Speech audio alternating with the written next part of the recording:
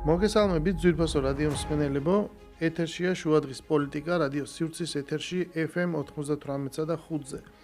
მაუწყებლობთ გაზაფხულის ქუჩის სტუდიიდან, მე გახლავართ გურამ ნიკოლაშვილი, დღეს ხუთშაბათია, 27 მარტი და ვაგრძელებთ შუადღის პოლიტიკის მეორე სეზონს. 14 საათი და 10 წუთია თბილისის დროით და ჩვენი მეორე სეზონის ფოკუსში მოქცეულია საქართველოს მე-11 მოწვევის პარლამენტი და იქ მიმდინარე მოვლენები საკანონმდებლო ორგანოს საქმიანობას აქტიურად ვაშუქებთ, მაგრამ დღეს საქართველოსა და მსოფლიოში მიმდინარე ცვლილებებზე ვილაპარაკებთ საზოგადოებრივი მაუწყებლის ანალიტიკური ჯგუფის 52 პარალელის ავტორთან, წევრთან, ნინო ხელაიასთან ერთად და განვიხილავთ იმ დაგროვილ აქტუალურ საკითხებს, რომელიც მიმდინარეობს, იმიტომ რომ მე ვფიქრობ, რომ დღეს ჩვენ საქმე გვაქვს ძალიან სერიოზულ ცვლილებებთან და ვართ ძალიან სერიოზული გარდამავალი ეტაპის შუაგულში და ეს მით უფრო საგრძნობია, რომ თითქოს და ეს ცვლილებები არის რაღაცნაირად მოცემული, რომელიც ჩვენ კარნახობს, რომ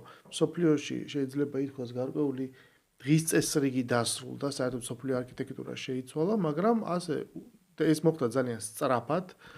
გარკვეულმა მოვლენებმა ეს უზრუნველყო, მაგრამ ყველა ადამიანი და ადამიანთა ჯგუფი ამას ესე ვერ აღიქვავს. გონიათ, რომ ეს არის რაღაცა ექსცესი, დროებითი მოვლენა, გარკვეული გადახრა, რომ სამყაროს ცვლილების სახელდება ამგვარად, ეს არის ცოტა რთული და მიუღებელი. შესაბამისად, ჩვენ გადაცემაში ხშირად ჩვენს მოწვეულ სტუმრებთან ვლაპარაკობთ ხოლმე ესეთ ფუნდამენტურ საკითხებზე და ასეთი ფუნდამენტური თემით მინდა დავიწყო.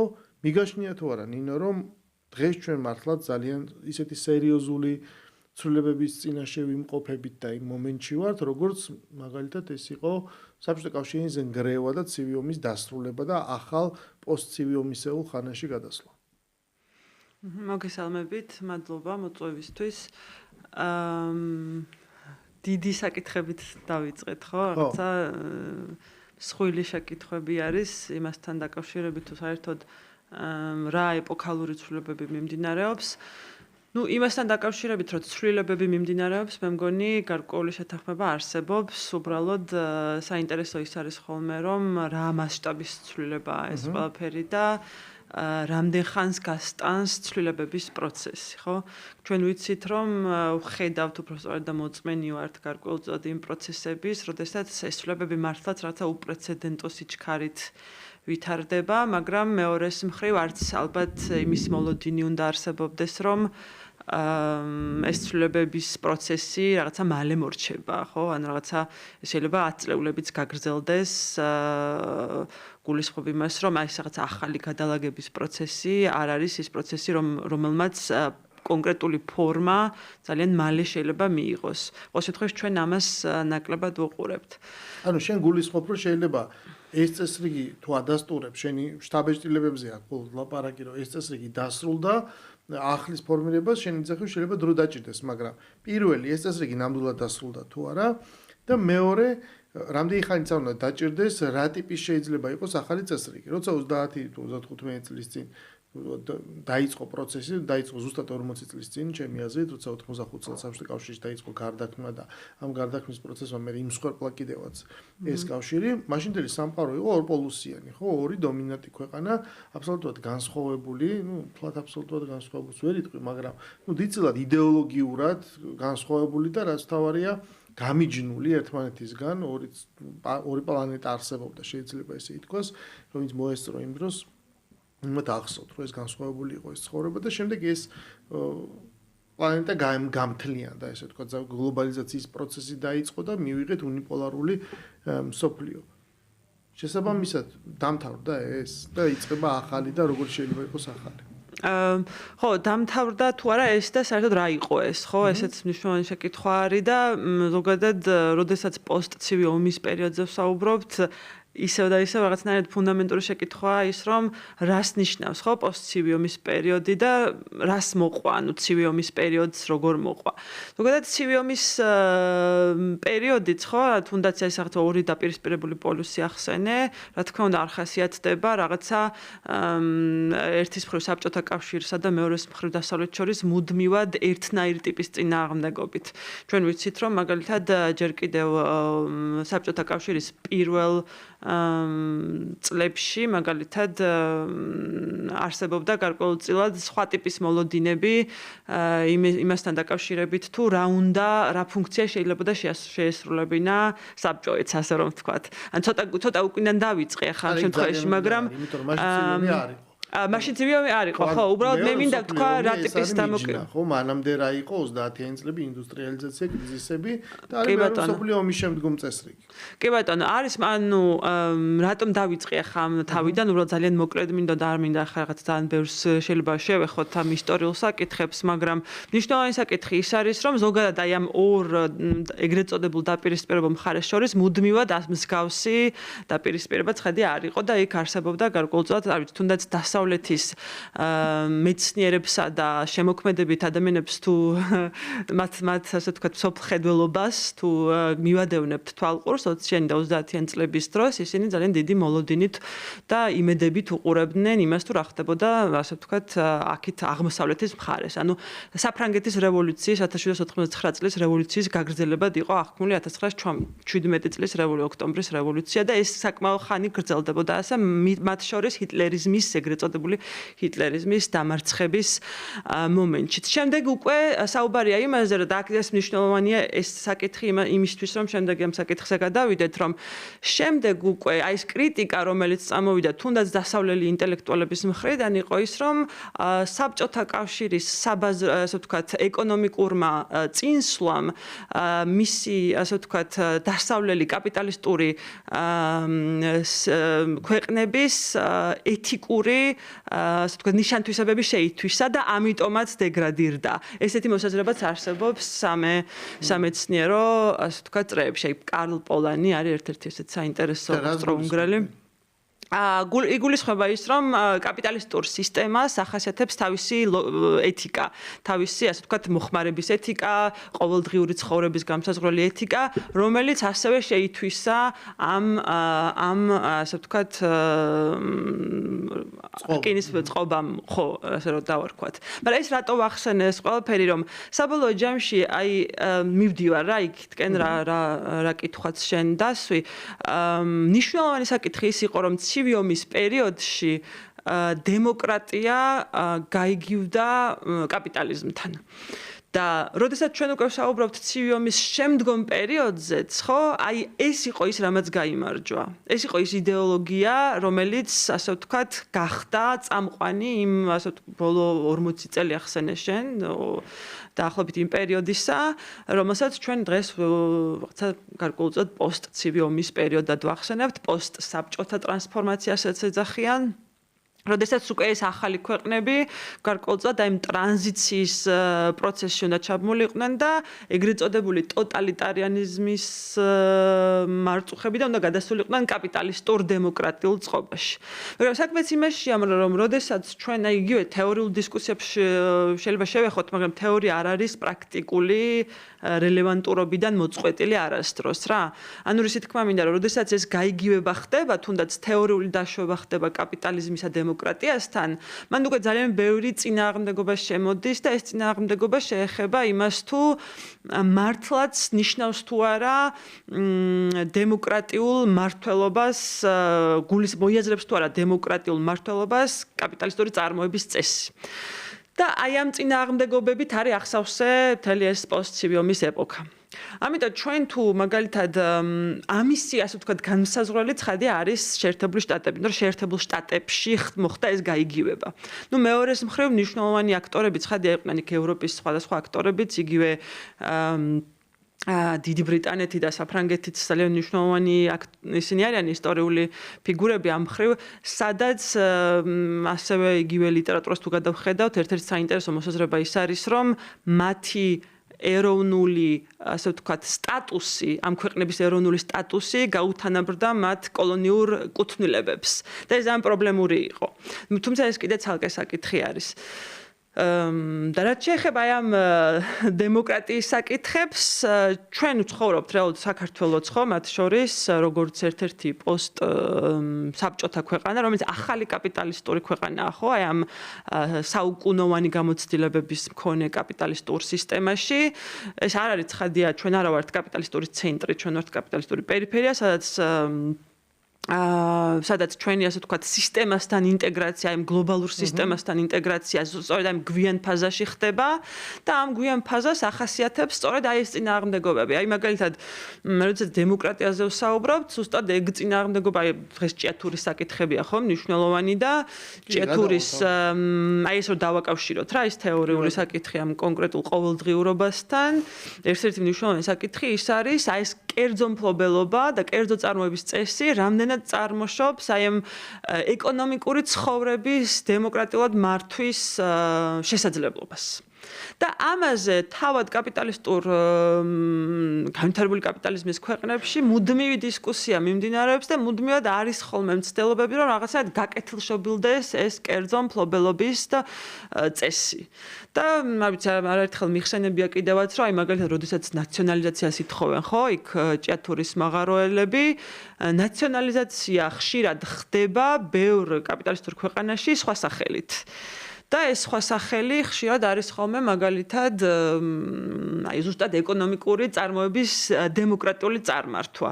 და ეს დემოკრატიული წარმართვა გულისხმობს იმას, რომ ის ხალხი, ვინც იქ არის დასაქმებული, ის ხალხი, ვინც უშუალოდ ქმნის დოვლათს, ანუ საუბარია მშრომელებზე, მონაწილეობას იღებს აი ამ სიმდიდრის შექმნის პროცესში, ისინიც იყვნენ ჩართულები აი ამ სიმდიდრის განკარგვასა და შემდგომ გადანაწილებაში. ეგ რას გულისხმობს? მაგრამ როგორ უნდა იყოს ჩართული განკარგვასა და გადანაწილებაში? ამისი ძალიან ბევრი, ძალიან კარგი მაგალითი არსებობს. იგივე მაგალითად გერმანული ეგრეთ წოდებული კოდეტერმინაციის პრინციპი. კოდეტერმინაცია გულისხმობს, რომ მშრომელები, ანუ საწარმოში დასაქმებული მშრომელები, წარმოდგენილები არიან ბორდში, ანუ ბორდი როგორც გადაწყვეტილების მიმღები, ორგანო და ისინი ასე ვთქვათ აქტიურ მონაწილეობას იღებენ. მსგავსი რგოლი ეგრე გამოდის. დაახლოებით, მაგრამ შეიძლება გადადიოდეს მფლობელობაზეც. ანუ პროფკავშირები არის პროფკავშირების შემთხვევაში, აი ეს ჩვენაც ვიცით სამმხრივი კომისიის საკითხი, ხო დღეს როგორ არის, რომ სამმხრივი კომისია არის მთავარი გადაწყვეტილების მიმღები, როგორ მოსალაპარაკებელი სივრცე. ანუ სამმხრივ კომისიაში არიან ერთის მხრივ დასაქმებულები, მეორეს მხრივ დამსაქმებლები და მესამე მხრივ მთავრობის წარმომადგენლები და როდესაც რაღაც გარკვეული ტიპის შრომითი დავები წარმოიქმნება, ინდუსტრიულ ქვეყნებში იყო ესე, რომ აი ამ პლატფორმაზე ხდებოდა ამ დავების გადაწყვეტის პროცესი. ეს გასაგებია ჩემთვის, მაგრამ თუ გინდა ამ ჭიათურის თემას გავყვეთ, იმიტომ რომ რაღაცნაირად რაღაცები მას ვქენი, რა ვქია.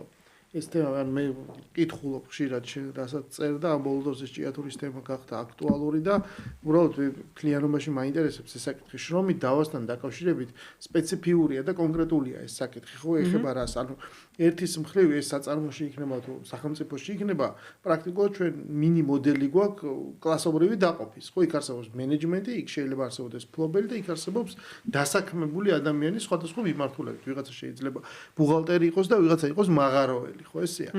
და ამ კუთხით ჩვენ საქმე გვაქვს კომპეტენციების განსხვავებასთან და როდესაც შრომით დავაზია ლაპარაკია დამსაქმებელსა და დასაქმებულს შორის რაღაცა პირობების მოლაპარაკებაზე. მაგრამ თუ ჩვენ ავიღებთ მოდელს, რომ იცი რა არის მიუხედავად სტატუსისა, საწარმოს საქმიანობაში ვინც არის ჩართული, ყველა ერთმრგვალ მაგიდასთან უნდა შეადგინოს გარკვეული ბორდი და მე ყველა საკითხი, რასაც საწარმოს საქმიანობა უკავშირდება ერთობლივად გადაწყვიტონ, ჩვენ უბრალოდ კომპეტენციებს აურევთ, იმიტომ რომ როგორ შეიძლება მაგალითად მაღაროელი, რომელმაც უბრალოდ თავისი ხელით ახერხებს რაღაცა წიაღისეულის მოპოვებას, კომპეტენტური იყოს რაღაცა ბაზრების შეღწევის საკითხში, ან ასე შემდეგ. ანუ აი ეს მოდელი რას მოგვიტანს, იმიტომ რომ ეს კი ესეთი რამ საბჭოთა კავშირშიც არ ყოფილა. ეგ საინტერესო კითხვა არის, უბრალოდ თან აჩვენებს იმას, თუ ჩვენი ქვეყანა როგორ არ არის ინტეგრებული, ან ჩვენ ქვეყანაში როგორ ნაკლები, ასე ვთქვათ, არ ვიცი, ცნობადობა არსებობს იმ მოდელებისა, რა მოდელებიც ზოგადად ამ მხრივ არსებობს. ანუ კომპეტენციის საკითხს აღრევას მე არ დავარქმევდი, მე უფრო ალბათ დავარქმევდი მფლობელობის საკითხს. აი ყველაზე მნიშვნელოვანი საკითხი, რაც დგება არის სწორედ მფლობელობა. და რატო დავაკავშირე მე წეღან ვისია საწარმო ზუსტად და ვინ განკარგავს საწარმოს მიერ შექმნილი დოვლათის materialურ დისტრიბუციას. ვისია საწარმო? ნებისმიერ. ნებისმიერ საწარმო ვისია როგორ ახლა? ანუ საწარმო რისგან შედგება? საწარმო ეს არის მოდი პირდაპირ თქვა, ის მანქანა დანადგარები, შენობა ნაგებობები, სადაც მიმდინარეობს ნედლეულის გადამუშავება და პირველადი ან მეორადი სახით მისი გამოშვება. და ეს საწარმო ვის ეკუთვნის? იმან ვინც ჩადო ინვესტიცია, რა? ანუ საუბარი არის იმაზე, ახლა ჩვენ შეიძლება ბევრი საკითხით, ანუ გააჩნია საწარმოს, ბევრნაირად შეიძლება გავშალოთ. ანუ ჭიათურეს შემთხვევაში ეს იყო სახელმწიფოს ეკუთვნოდა დიდი ხანი, შემდგომ 90-იან წლებში გაჩერდა, შემდგომ უკვე 2006 წელს მოხდა მისი გასხვისება ზუსტად იმ ლოგიკით, რომ ინვესტიციების ჩადება სახელმწიფო ვერ ახერხებდა. ნუ ყოველ შემთხვევაში ასე მოხდა ყველა მნიშვნელოვანი საწარმოს გასხვისება. თქვენ თუ აიღებთ რაღაცა სხვა მაგალითებსაც პოსტსაბჭო, ეგ ყოფილი საბჭოთა სივრციდან ერთ-ერთი საინტერესო მაგალითი, რომელსაც ყვებიან ხოლმე, არის რუსეთში ეგრეთ წოდებული, ესე რა ქვია, ეგრეთ წოდებული პეჩენიების ქარხანას, რომელსაც ეძახდნენ და რომელიც გასხვისდა 90-იან წლებში 100-ჯერ უფრო იაფად, ვიდრე მსგავსი ტიპის აღჭურვილობის საწარმოს ფასი იყო იმ დროს დასავლეთში. და ნუ იქ საუბარი არის თუ ჩვენ ამ საკითხს თუ ვისია საწარმო რეალურად ისტორიულად ჩაუღრმავდებით, მაშინ ზუსტად იმ ისტორიებში უნდა შევიდეთ, საერთოდ ვისი იყო ადრე და ვისი გახდა შემდგომ და რა პირობებში. მან არ მივალთ, კარგად დავწყვეტამდე, იმიტომ რომ რთულია ისტორიული პროცესია ძალიან. საწარმო შეიძლება გავყვეთ, მაგრამ მე-19 საუკუნიდან იწყება ჭიათურის ისტორია და ანუ მე რაც ნახე, ეს არის სრულიად დასავლური კომპანიები, კრუპიდან დაწყებული, შემდეგ ამერიკული კომპანიაც კი იყო ჰარიმანი იმ დამოუკიდებლობის პერიოდში.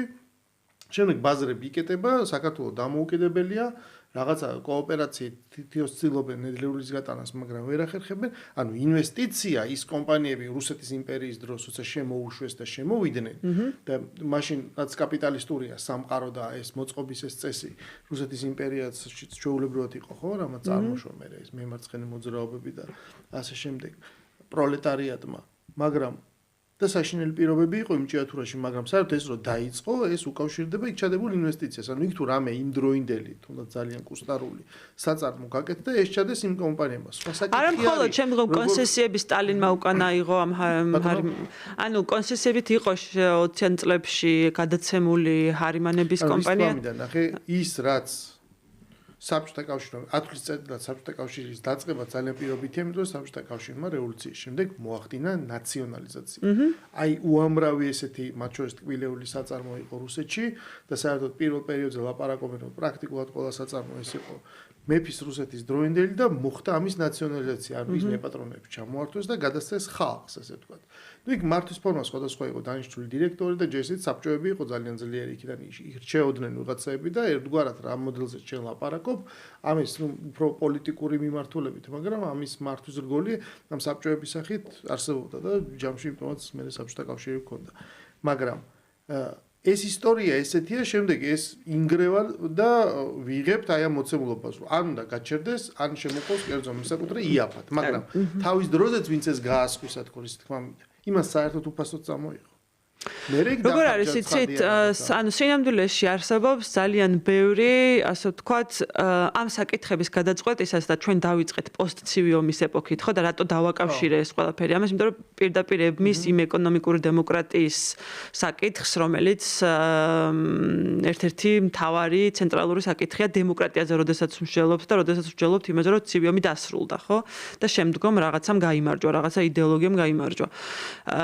ანუ ერთ-ერთი ნიშნულოვანი საკითხი აქ ის არის, რომ სინამდვილეში, ანუ როდესაც საუბარია სიტყვაზე მსგავსი ტიპის საწარმოებზე, იქ საუბარია ნაციონალიზაციაზე, იქ საუბარია იმაზე თუ რა ვიცი, ნებისმიერ საკითხზე ჩვენთან ეს ყველაფერი როგორ მოხდა? ჩვენთან ყველაფერი მოხდა გარკვეული იდეოლოგიური ვარაუდების ქვეშ. და ერთ-ერთი იდეოლოგიური ვარაუდი არის ის, რომ სახელმწიფოს არ შეუძლია მაგალითად მომგებიანი საწარმოს ქონა. ანუ თუნდაც და ეს იდეოლოგიური ვარაუდები ხშირად მომდინარეობს საფინანსო საერთაშორისო ინსტიტუტებიდან. აი მაგალითად იგივე მსოფლიო ბანკის და სხვა რეკომენდაციები ჩვენაირ ქვეყნებს ეუბნებიან, რომ თუ არსებობს სახელმწიფო საწარმო, მაშინ სახელმწიფო საწარმოს რენტაბელურობა ესეთი კომერციული ვერ იქნება და არც უნდა იყოს. ანუ როგორ არის იცით, აი სახელმწიფოს უკან რა დაშვებებს ვაკეთებთ, აი ეს დაშვებები, ამ დაშვებებით სავსე იყო ცივი ომის შემდგომი პერიოდი. ანუ ჩვენ როცა დასრულებაზე ვსაუბრობთ, საინტერესოა ის კითხვებით შევდავსვათ, დასრულდა თუ არა ამ დაშვებებით ოპერირებაც. ანუ ჩვენ გადავიაზრეთ თუ არა ასევე გარდა იმ გეოპოლიტიკური საკითხებისა, რომელიც ძალიან აქტუალური იყო, ხო, ბოლო წლების განმავლობაში, განსაკუთრებით რუსეთ-უკრაინის ომის შემდგომ, ხო, და რამაც ბევრ ქვეყანას მისცა გარკვეულწილად ბიძგი იმისა, მათ შორის ჩვენც, რომ რაღაცები გადაგვეაზრებინა. მეორე საკითხი არის ამ ყველაფერთან ეკონომიკური გადააზრების პროცესი. იმიტომ რომ ეკონომიკურ სისტემაში არსებობს არანაკლები წნეხი მომდინარე საერთაშორისო სისტემიდან ჩვენნაირ ქვეყნებზე, რომელიც წნეხიც მიეწოდებოდა მზა რეცეპტების სახით, როგორც გარკვეულწილად რეცეპტი. ოღონდ ეს რეცეპტები როგორც წესი იყო ის პერსპექტივა, რომელიც გლობალურ ბაზარს აწყობდა და არა შენს დასაქმებულს ან შენს ეროვნულ ინტერესს. ჩვენ შეიძლება ვილაპარაკოთ გლობალურ ტენდენციაზეც და თან გავყვეთ ჭიათურის მაგალითსაც, იმიტომ რომ ამ დინამიკას კარგად აჩვენებს. ანუ ერთის მხრივ წარმოიდგინე არის 92 წელი, საბჭოთა კავშირი ფორმალურად გაქრა, იქ რაღაც წარმონაქმნები იშლება, მაგრამ საბჭოთა კავშირის გრევის ერთ-ერთი მნიშვნელოვანი ფაქტორი იყო ეკონომიკა. 80-იანი წლებისაც ახსოვს ის დეფიციტი და ის მდგომარეობა, რაც იყო ქვეყანაში, იყო ძალიან, ესე ვთქვათ, გამორჩეული, ხო, რაღაცა ანუ ესეთი სიღარიბით გამსჭვალული. ეს ინგრევა და ქვეყანაში ეკონომიკური კავშირები წყდება, იმიტომ რომ ეს ეკონომიკა ძალიან ჩახლართულად იყო მთელი ამ ხელა ტერიტორიაზე, ხო, ესე ვთქვათ, აწყობილი. ადამიანები დამოკიდებული არიან, ინფლაცია შემოსავლები არ არის, მოკლედ იმ 90-იანების სიბნელეში ვიძირებით. და რაღაცნაირად იწყება ჰუმანიტარული დახმარება პირველ ეტაპზე, ხო, რაღაცა ქვეყნის გამოცვლა, იმიტომ რომ დასავლეთით დაინტერესებული, იმიტომ რომ ეს ამავე დროს საფრთხე, აქ ძალიან დიდი ქაოსი საფრთხეა. ლაპარაკი არის არა მხოლოდ საფრთხე, აქ არის შესაძლებლობა ახალი ბაზრების. ანუ ეს ძალიან მნიშვნელოვანი ბენეფიტია. სამხედრო უშველებელი იმპერია ინგრევა და იქ ერთი ერაყი დაიშალა და მივიღეთ მე ისლამური სახელმწიფოები და ხა წარმოიდგინე სრულად უმართავი პროცესები საბჭოთა კავშირში. ნუ პირველ ეტაპზე მაგას ვამბობ, რომ ის აქ სტაბილურობით დაინტერესებულია, ამიტომ რაღაცა ჰუმანიტარული დახმარებაც არსებობს, მაგრამ მეორეს მხრივ დასავლეთისთვის ეს ბუნებრივია, რომ არის შესაძლებლობა, ხო? უზარმაზარი ქონება, ინდუსტრია სახელმწიფოს ხელში. რომელიც ქონება და რაც თავარია ეს არის ერთის მხრივ ეს ინდუსტრიული ქონება, მეორეს მხრივ ეს არის სამხმარებლო ბაზარი, ხო, უამრავი ადამიანი, რომელიც და იაფი მუშახელი. ხო, რაღაცა გაყიდვის ბაზარია. და შესაბამისად, ეხლა თუ ჩვენ ამას ალტრუიზმს უკან გავწევთ და მაინც და მაინც დავინახავთ ამას იმ ჭრილში, რომ ყველაფერთან ერთად, ჰუმანიზმთან ერთად არსებობს რაღაცა მერკანტილური ინტერესები, თუ რა ვითვისოთ ბაზარი, ხელში ჩავიგდოთ ქონება. ბუნებრივია ამას მოყვა თუ მოყვებოდა აი ამ მოტივით გაჟღენთილი წინადადება, რომ იცით რა არის, სხვანაირი წარმოების წესი არსებობს და მოდი პრივატიზაცია და მოდით გაასხვისეთ. გასხვისებისა და პრივატიზაციისას ვინ იგდებს ხელში ქონებას? იმას ვისაც აქვს მონეტარული კი ბატონო კაპიტალი. ეს ისევე მოხდა, იმიტომ რომ თუ კი კონცენტრაცია ხდებოდა შიდა პრივატიზაციის დროს ქონების, ბუნებრივია მაღალი თანამდებობის და იგივე დირექტორი უფრო ჩაიგდებდა ხელში რაღაცას, ვიდრე ჩვეულებრივი მუშა ან გაერთიანება. ამიტომ ამ ხრივ ეს პირველადი რაღაცა კაპიტალის განადანაწილება ამგვარად მოხდა, ხო? სადღაც მოხდა, სადაც ვერ მოხდა, მაგრამ იმას ამავე დროს მოყვა თავისი ვალდებულებები. ჭიათურის შემთხვევაში ეს რთული პერიოდი დადგა. და რაღაც პერიოდი საწარმოებმა იმუშავა ინერციის ხარჯზე. სანამ გაიცვითა ის მანქანადანადგარი, სანამ კიდე რაღაცა მოთხოვნა არსებობდა, ეხლა ჭიათურის შემთხვევაში იქ ზესტაფონის ქარხანაც არის და ეს მიბმულია, ხო? ინერციით იმუშავა, მაგრამ სადღაც ხდება ეს ძალიან რთული. და ამ დროს ამ მომენტში იღებენ გადაწყვეტილებას, რომ არა მოდი ინვესტიცია შემოვიყვანოთ, ეს საწარმო გადავცეთ, მაგრამ აქ ხდება ერთ საინტერესო რამ, რომ ურთიერთობის წესებს ამას მოყვა მეორე ფილოსოფია. ურთიერთობის წესებს სახელმწიფო იძახის, რომ მე ამაში არ ჩავერევი. ეს ბაზარი თავისუფალია, დამსაქმებელმა და დასაქმებელმა თვითონ დაადგინონ და დასაქმებული აღმოჩნდა კაბალურ პირობებში, ხო? ანუ მან უნდა მიიღოს ან არაფერი და წავიდეს იქიდან, ან არ წავიდეს, მაგრამ არაფერი, თუ არ დათანხმდება იმ პირობებს, ან იგივე იმ კაბალური პირობებით იმუშაოს და ეს ცხადია რომ ქმნის ამ რაღაც უსამართლობის აღქმას და განცდას. და დროთა განმავლობაში, როდესაც სახელმწიფოები და საქართველოში არ ვიცი ხა ესე სახელმწიფო ესეთი ტიპის საწარმო სახელმწიფო მფლობელობაში მე მგონი აღარ ზდარჩა, არ მეგულება მე. რუსეთში კიდე არსებობს რაღაცები, ან ის აქვს წილი აქვს თვითონ გუბერნიებს აქვს წილი და ყოველ შემთხვევაში სახელმწიფო აწვება რომ ეს რაღაც სხვა პირობებით მოხდეს, იმიტომ რომ უშველებელი მონოქალაქებია, ხო? ჩვენ შემთხვევაში ეს აღარ არის. მაგრამ აქ ვიღებ ძალიან საინტერესო მომენტს. შემდეგ იმაზე გადავდივარ, რომ ერთის მხრივ ეს ამას აკეთებს, მაგრამ ეს კოერენცო კომპანია სახელმწიფო თუ არაფორმალურად დაიცავს დასაქმებულის ინტერესებს, როგორც მოქალაქეებისას. ის იძახის, რომ მე მაშინ სხვანაირად არ მიღირს, ეს ფული ძვირია, მე იქ მოგება უნდა ვნახო, ინვესტორი უცხოელია, ის ამ რაღაცა პერიფერიულ ბაზარზე, იმიტომ შემოვიდა, რომ მეტი მოგება ნახოს, თორე 1%-იანი მოგება რომ უნდადეს, დადებს ეგერ ბანკში და ექნება, ხო ესია. ამიტომ ის ფული, რომელიც ინვესტიციის სახით ჩვენთან შემოდის, არის ძვირი. სხვათა შორის ის ასევე ძვირი არის ის USAID-ის დახმარებაც, რომელიც დიდი ნაწილიც მე 40% მინიმუმ უკან უნდა დაიხარჯოს, ხო? იმ ქვეყანაში განვითარების დახმარების ლოგიკების თუ გავყვებით, კი. მაგრამ ამქიდან გამომდინარე, ჩვენ ვიღებთ საინტერესო რამეს. ამასობაში ეს მე რაც დავინახე პრობლემა, მე არ ვეწინააღმდეგე იმას, რომ შეიძლება იყოს სახელმწიფო მართვაში ან რაღაც სხვა მართვის სხვა ფორმა იყოს, მაგრამ ამავე დროს ის რესურსი, რომლის დამუშავებაც ხდება, ილევა. აი როგორ აქვს ჩვენ ჭიათურის მაგალითზე, ხო? ანუ იქ ამბობენ რომ აღარ არის ესეთი გამდიდრება ჭირდება იმ მანგანოს, რომელიც თავდება, რამდენიმე წლის მარაგია დარჩენილი. ამ შემთხვევაში ახლა ლაპარაკი იმაზე, რომ ალტერნატიული მოდელი, რომელიც უკვე არა კერძო, არამედ სახელმწიფოდან ინვესტიციას გულისხმობს, ახლა სახელმწიფო შევიდეს იქ რაღაცა ინვესტიცია, იგი ბიუჯეტიდან უნდა გაკეთდეს, ხო? რამდენად მიზანშეწონილია. ხო, ჩვენ ახლა რეალურად კონკრეტულ საკითხებს მივადექით ძალიან პრაქტიკული გამოწვევის მქონე საკითხებს, რომ დღეს რეალურად ეს ქალაქი დგას გარკვეულწილად გზაგასაყარზე. გზაგასაყარი იმისა თუ რა იქნება მისი მომავალი, ხო? და ჩვენ ახლა როდესაც ჭიათურაზე ვსაუბრობთ, მე არ ვსაუბრობ როგორც რაღაცა ერთ მაგალითზე, არამედ როგორც რაღაცა პატერნა, ნიმუში, ასეთი ტიპის საწარმოების.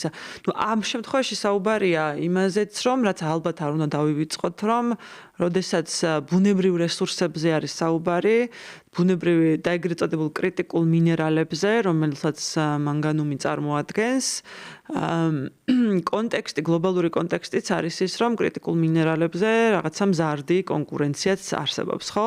ნუ ეს მეორე საკითხი ასევე, რომ მილევადი რესურსია ნებისმიერი წიაღისეული და ეს გულისხმობს იმას, რომ რაღაც მომენტში იქნება ეს 10 წლის შემდეგ, 20 თუ 50 წლის შემდეგ ის იქ აღარ იქნება.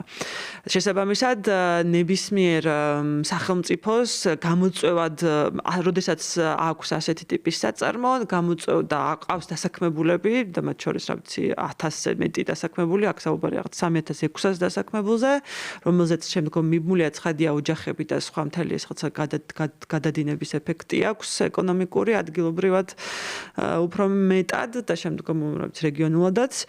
საუბარია იმაზე, რომ ნებისმიერ სახელმწიფოს მოუწევს ფიქრი იმაზე, თუ რა იქნება პოსტ-ექსტრაქტივისტული მომენტი, როდესაც დადგება ეს, რა უნდა გავაკეთოთ. ამას აჩქარებს, აი ამ შეკითხვას, კრიზისულ შეკითხვას, ხო, აჩქარებს ასევე ის რაღაცა გარემოს დაცვის საკითხები და ეგრეთ წოდებული მწვანე საკითხები, რომელიც ყოველთვის თანსდევს ამ ექსტრაქტივისტულ ეკონომიკებს. ანუ მოპოვება დაკავშირებულია, წიაღისეულის მოპოვება დაკავშირებულია ძალიან ბევრ გვერდით მოვლენასთან, რომელსაც ეძახიან ხოლმე საბაზრო ჩავარდნებს, რომელიც გულისხმობს იმას, რომ ბაზარი ამ ყველაფერს ვერ არეგულირებს. ანუ ეგრეთ წოდებული ექსტერნალი არის. ბაზრის გარეთ ხდება ეს პროცესი და შესაძლოა ბაზარს არ აქვს უნარი თვითონ დააბალანსოს აი ეს ჩავარდნა. აი მაგალითად გარემოს ამბავი, ყვირილა რო შავია და ვიღაცები ხუმრობდნენ კიდევაც რომ ხა თუ გაჩერდებაო დავინახავთო ყვირილას გათეთრებასო ციცხვლეში ერთხელ იმიტომ რომ მუდმივად შავიაო მოპოვების პროცესის შედეგად. ესეც არის საბაზრო ჩავარდნა, იმიტომ რომ ბაზარი ამ ყველაფერს თვითონ ვერ იმეშვება. ამიტომ არის რომ სახელმწიფოს როლი არის ხოლმე აქ რომ აი ეგრეთ წოდებული ეს ექსტერნალიები და საბაზრო ჩავარდნები მოაგვაროს. მაგრამ აი ეს საკითხი არის ზუსტად ერთ-ერთი მთავარი საკითხი თუ როგორ შეიძლება გადავიდეს აი ეს პროცესი ახალ ეტაპზე, ეგრეთ წოდებულ პოსტ-ექსტრაქტივისტულ ეპოქაზე, ისე რომ არ დაზიანდეს სხვადასხვა აქტორების ინტერესები და ვინ არიან და რა არიან ეს სხვადასხვა აქტორები. ერთის მხრივ ეს არის დასაქმებულები, ანუ დასაქმებულების საკითხი ცხადი ამოსაგვარებელია, როდესაც ამდენი ხალხი გრჩება უმუშევარი, მეორე მხრივ ეს არის გარემო და მესამე მხრივ ასევე თუ გყავს ის ხალხი არიან მფლობელებიც, ხო? ანუ რაღაცა ვისი მფლობელობაც არის, მათი ინტერესიც აი ამ კაპიტალისტურ ეპოქაში არის გასათვალისწინებელი ხოლმე. და ამას ეძახიან ხოლმე სხვადასხვა ტიპის სამართლიანობების სივრცე, სხვადასხვა ტიპის განზომილება არსებობს, რა განზომილებებშიც სამართლიანობა არ უნდა იქნას დავიწყებული. და ამიტომ ამას ეძახიან ხოლმე სამართლიან ტრანზიციას შემდგომ ეპოქაზე. და მთელი რიგი თეორიული რაღაც სამეცნიერო მსჯელობები დღეს ზუსტად მაგასთან დაკავშირებით მიმდინარეობს, თუ როგორ უნდა მოხდეს სამართლიანი ტრანზიცია იმ ასე ვთქვათ ამ პროცესებიდან ისეთ პროცესზე, სადაც აი ამ ყველას ინტერესი იქნება გათვალისწინებული. მე რომ გითხრათ, რომ ახლა ამ წუთას მაქვს კონკრეტულად მზა რეცეპტი აი ამასთან თუ იმასთან დაკავშირებით, ეს არ იქნება ლოგიკური, იმიტომ რომ ეს მზა რეცეპტის ქონა საჭიროებს ბევრად უფრო მეტი ინფორმაციის ფლობას ადგილობრივ სიტუაციის და ყველაფერსთან დაკავშირებით, მათ შორის არ ვიცი რენტაბელურობაზე, როდესაც საუბრობენ კომპანიის და რომელიც ხშირად კომერციული საიდუმლოების ნაწილია და რაღაც გლობალურ ბაზარზე მისი ასე ვთქვათ ტენდენცია თუ რაღაცა როგორ იყიდებოდა და რა მოგებას ტოვებდა და ასე შემდეგ. მათ შორის ეს საკითხებიც ერთ-ერთი მნიშვნელოვანი ინფორმაციული საკითხებია. ამიტომ ეს, როდესაც რაღაცა კითხვას შვამ თუ რა იქნებოდა უფრო ოპტიმალური, ხო? ანუ აი ამ ყველაფერთან დაკავშირებით, ეს ოპტიმალური, ეს პასუხი ამაზე საჭიროებს ძალიან სიღრმისეულ, ასე ვთქვათ, მოკვლევას იმ საკითხისა და დისკუსიას ამ ყველაფერზე პირველ რიგში რა. ანუ დისკუსიას იმისა თუ საერთოდ რა ტიპის ალტერნატიული საშუალებები არსებობს მსოფლიოში, რა გამოცდილება აქვს მსოფლიოს.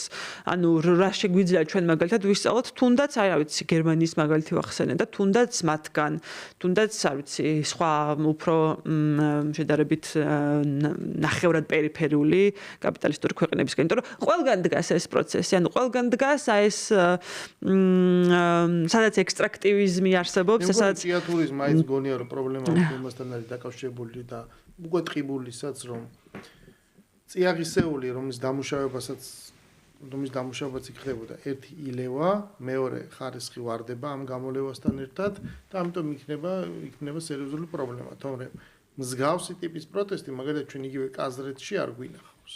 იმიტომ რომ იქ სანამ წიაღისეული მოიპოვება, თუ იქ ოქრო გათავდება, იქაც იგივე მოხდება, ხო?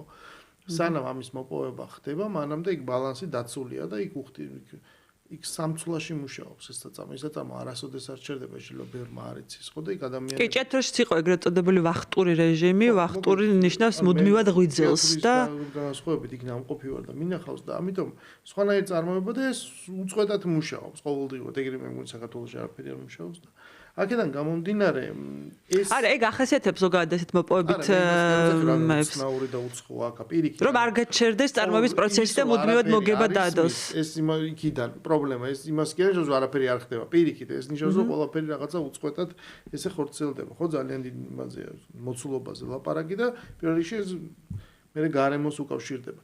ანუ ამიტომაც გონია რომ ძალიან პრობლემური თემაა, იმიტომ რომ გულისხმობს ის რესურსი, რაც არის, რამდენად საკმარისია, რამდენად შემორჩა, რამდენად ღირს ის რომ მოდი რა ეხა მართლობის ფორმაში შეიძლება კი არ იყოს პრობლემა, მაგრამ საერთოდ სხვაგან იყოს, რომ უბრალოდ ის სამართავი აღარ რჩება არაფერი და მე რა თქმა უნდა გეთანხმები, რომ თუნდაც ამის შემდგომ რა შვებით ეს პრობლემური საკითხია. მაგრამ რესურს აი ამ მოკლედ გავცემ ამ საკითხსაც, ანუ რესურს რაც შეეხება ძალიან მნიშვნელოვანი ასევე გამიჯნა იმისი თუ რა ტიპის რახან საუბრობენ მუდმივად აი რენტაბელურობაზე და იმაზე თუ აი მოგებას დებს თუ არა და რა მომავალი აქვს ამ საწარმოს, ხო?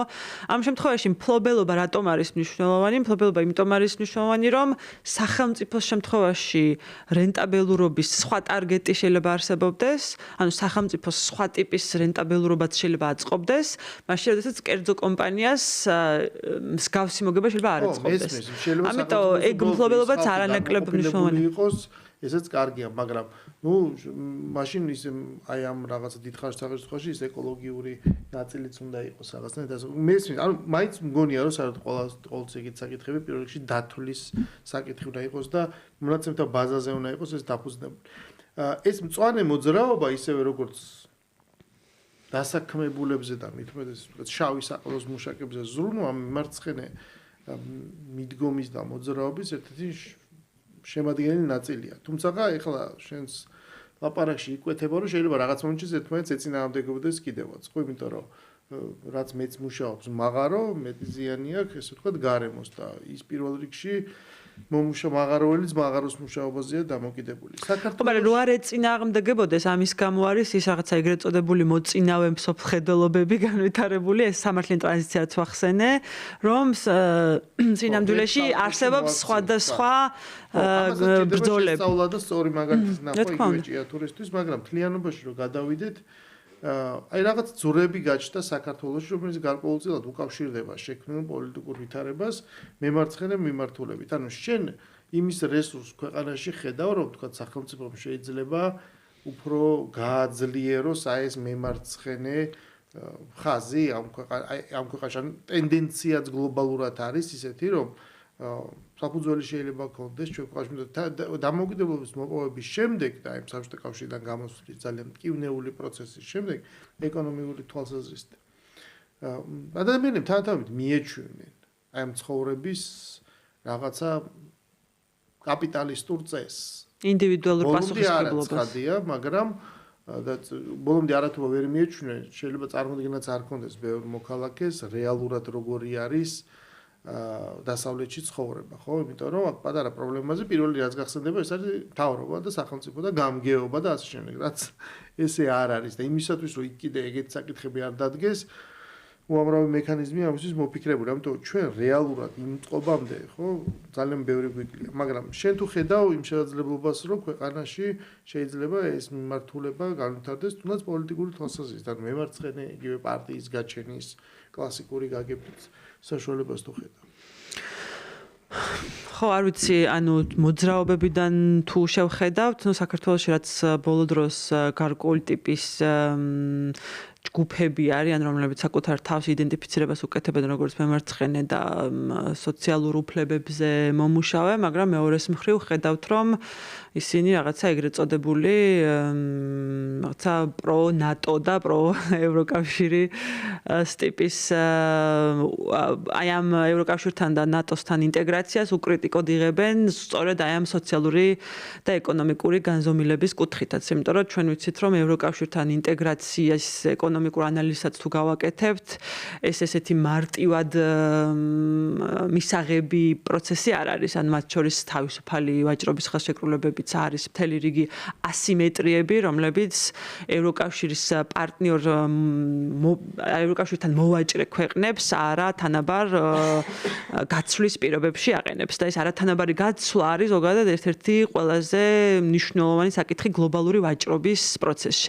ეს ცალკე დიდი საკითხი არის, ამიტომ ეს რა იქნება მათი მომავალი და რა ვიცი, ალბათ უფრო ისინი ლიბერალური მემარცხენე ჯგუფები უფრო არიან, მაგრამ მეორეს მხრივ მე ვფიქრობ, რომ გარკვეული ტიპის გადააზრების შესაძლებლობა, ეკონომიკური პოლიტიკის გადააზრების შესაძლებლობა თავრობას თავად უნდა ჰქონდეს ამ მომენტში. და ეს არ გულისხმობს აუცილებლად რაღაცა კონკრეტულ მემარცხენე პოლიტიკას, გულისხმობს აი სწორედ აი ამ ეკონომიკური სუვერენიტეტის საკითხებს, იმიტომ რომ ისევ და ისევ რა თავიდან რაც დავიწყეთ აი ამ დიდი შეკითხვით თუ დიდი შეკითხვას თუ შემოვიტანთ დისკუსიაში, ახლა არის გარკვეულწილად რაღაცა ის მომენტი, როდესაც ალბათ ყველაზე მეტი ფოკუსი უნდა მოხდეს იმ საკითხებზე, რომ მართლაც რას ნიშნავს ეკონომიკურად ეროვნული ინტერესი. ანუ ეროვნული ინტერესი, რომელიც ეკონომიკური ინტერესიც არის, მათ შორის და გულისხმობს შენი მოსახლეობის ეკონომიკურ წინსვლას და შენი ქვეყნის ეკონომიკურ განვითარებას, ეს დისკუსია ხშირად ეს დისკუსია ხშირად არ არის ნაწილი აი ამ ყოველდღიური დღის წესრიგის და მათ შორის პარტიების შემთხვევაში. ანუ პარტიები დღეს ჩვენთან არ მსჯელობენ იმაზე, თუ ეკონომიკურად რა პროცესი იქნებოდა განვითარებისთვის ხელსაყრელი. ესე იგი, ჩემთვის გასაგებად რომ გადმოვთარგმნო ახლა რასაც იცი, შენ პრაქტიკულად ამბობ, რომ განსხვავებით 90-იანი წლებისგან, როდესაც შენ ქვეყანა, ხელისუფლებაც, ხალხიც იმ გაჭირვებიდან გამომდინარე მოქცეული იყო ერთგვარ მარწუხებში, როდესაც მას იძულებით უწევდა გარკვეული ნაბიჯების გადადგმა, ხო, რაღაც კონტრაქტები, ისეთი კონტრაქტების დადება, რომელიც შეიძლება და ყოფილიყო, სხვა გამოსავალი რომ არ არის და ამიტომ ვაკეთებ.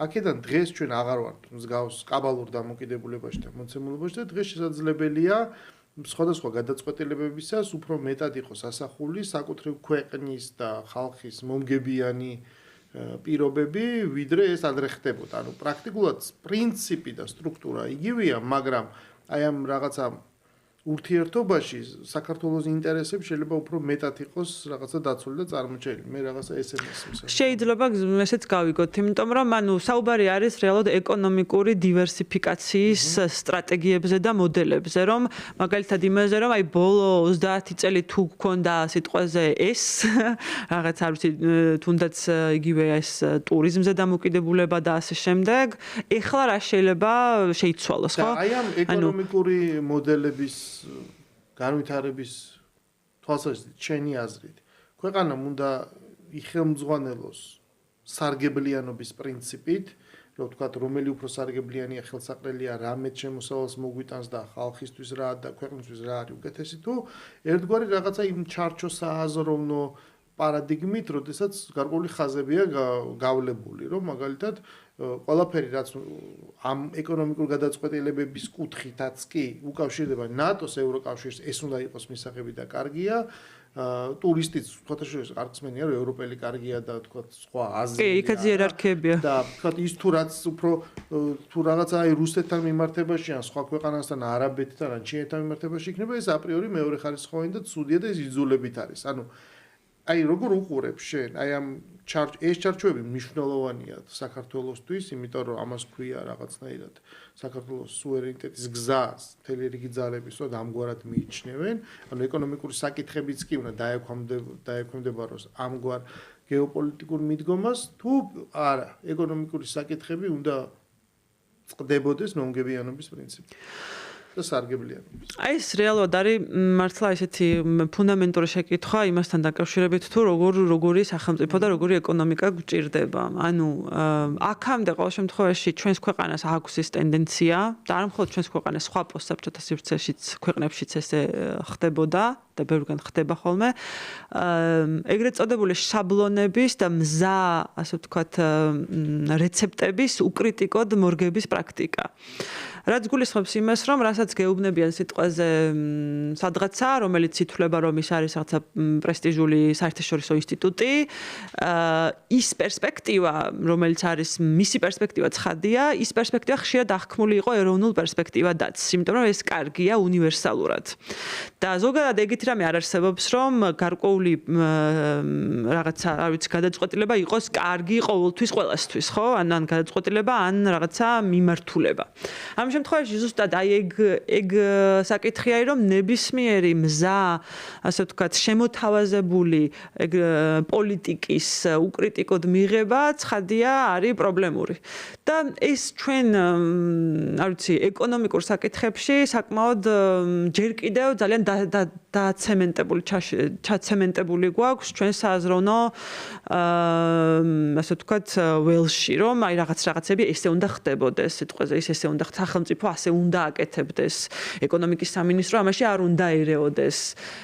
რაღაცა ის შრომითი დავები მხოლოდ ესე განყენებულად როგორც შრომითი დავა უნდა წყდებოდეს ჩარევებისგან განცალკევებით. მოკლედ უამრავი ასე ვთქვათ მითი არსებობს ამასთან დაკავშირებით, რომელიც ზუსტად პოსტსაბჭოთა მითებია. ანუ მითები, რომლებიც პრინციპში დასავლეთში მომზადდა, მაგრამ მომზადდა ცხადია მათი პერსპექტივიდან.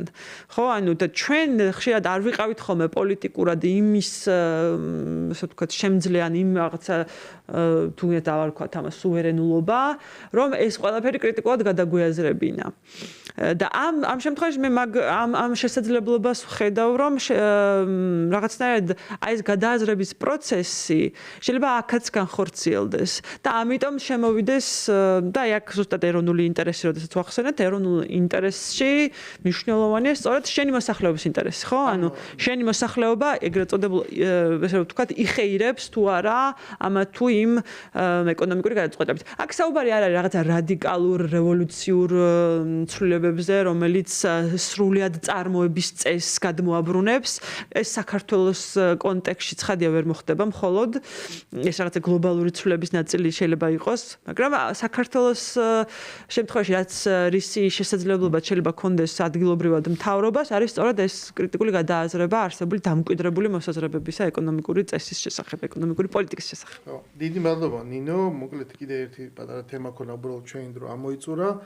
ჯინსების თაობის რომანტიზმი დასრულდა, ქონდა ეგეთი ფრაზა და პრაქტიკულად ეს იყო სიმბოლო, რომ აი ესეთი აპრიორი რომანტიული წარმოდგენა და ხედვა დასავლეთს და იმისკენ ტოლვა, რომელიც დაბადა ამ საბჭოთა პერიოდში, სწორედ აი მეორე ნახევარი, ხო, ცივების პერიოდი, უბრალოდ ამაზე ცოტა ფილოსოფიური საკითხია და ვერ მოვაწაეთ ლაპარაკი. ყოველ შემთხვევაში ჩემი აზრით საინტერესო იყო, რასაც შევეხეთ და რაზეც ვილაპარაკეთ. მადლობა კიდევ ერთხელ სტუმრობისთვის. ჩვენი ეთერი დასრულებულია და დავბრუნდებით ორშაბათს უკვე შუადღის პოლიტიკის ეთერში. დროგი მშვიდობებით, ნახვამდის. ნახვამდის.